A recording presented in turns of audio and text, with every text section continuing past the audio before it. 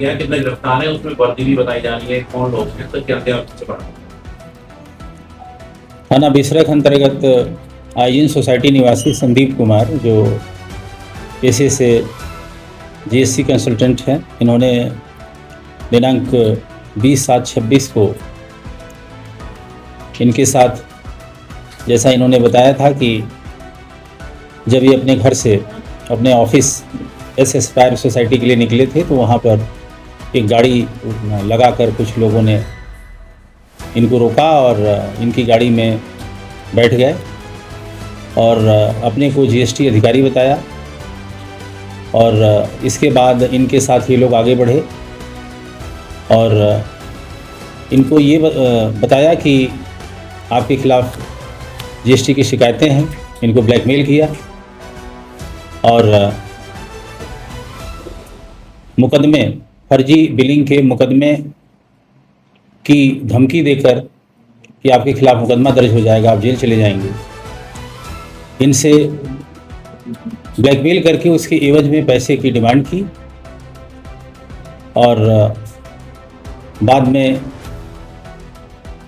इनके द्वारा 29 लाख रुपए जो आपस में नेगोशिएशन से तय हुआ, आरोपियों के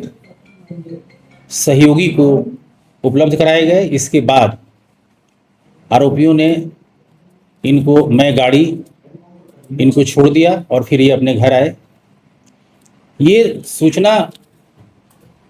थी, इस पर थाना बिसरख में इनकी लिखित तहरीर के आधार पर अभियोग पंजीकृत हुआ था और इसके अनावरण के लिए उच्चाधिकारियों के निर्देशन में 5 से अधिक टीमों का गठन किया गया था, जो लगातार काम कर रही थी और अथक परिश्रम करके बहुत ही कम समय में टीमों ने इस घटना को वर्कआउट किया। और इस घटना में शामिल जो अभी तक 5 अभियुक्त रहे हैं, वो सभी गिरफ्तार किए गए हैं और उनके कब्जे से इस घटना में ब्लैकमेल करके वसूले गए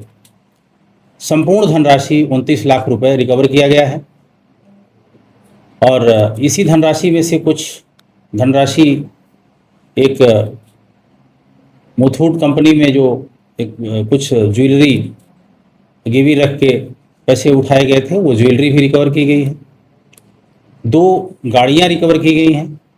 7 फ़ोन रिकवर किए गए हैं। और इस घटना का जो मास्टरमाइंड अभियुक्त था ईशू उर्फ कशिश चौहान, पुलिस की वर्दी में था,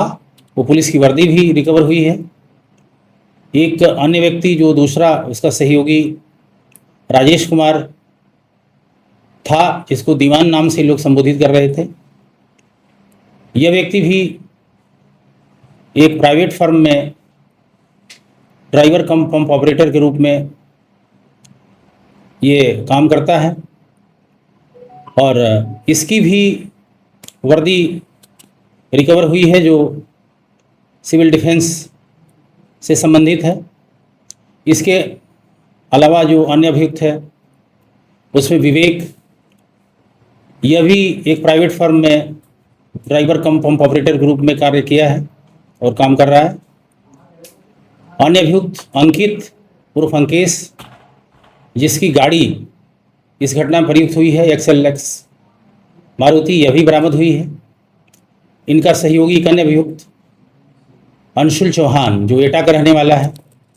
और दिल्ली में प्रॉपर्टी का काम करता है, यह भी गिरफ्तार हुआ है। इन लोगों ने मिलकर इस वादी जीएसटी कंसल्टेंट के फर्जी बिलिंग और उससे भारी रिफंड की रेकी ये काफ़ी समय से कर रहे थे। इस पर निगाह लगभग 2-2.5 साल से रख रहे थे और पिछले 6 महीने से इस पर विशेष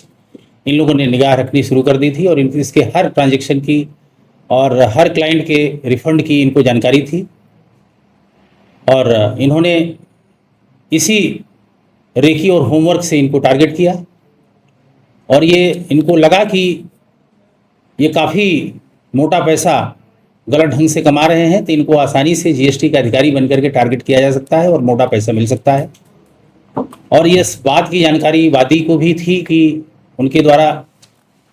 जो इस तरह के काम किए जा रहे हैं, तो अगर कोई जीएसटी के नाम पर उनसे अप्रोच कर रहा है तो इन्होंने बड़े आराम से उनकी गाड़ी में उनके कंसेंट से ये लोग बैठे और आगे गए, वहाँ बातें हुई, नेगोशिएशन हुआ और ये पैसे दिए गए और इस भी दौरान किसी के द्वारा कोई सूचना नहीं दी गई। बाद में जब ये पूरी घटनाक्रम होने के बाद ये लौटे, इसके बाद बहुत विलम्ब से सूचना दी गई और इस घटना में जो अभियोग पंजीकृत हुआ है उसमें पुलिस बहुत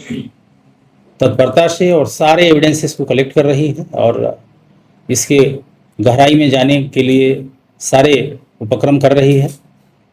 और हम लोग अन्य जो इसमें साक्ष्य है उनको संकलित करके शीघ्र ही इसका सफल निस्तारण करते हुए अभियुक्तों को सजा दिलाने का काम करेंगे।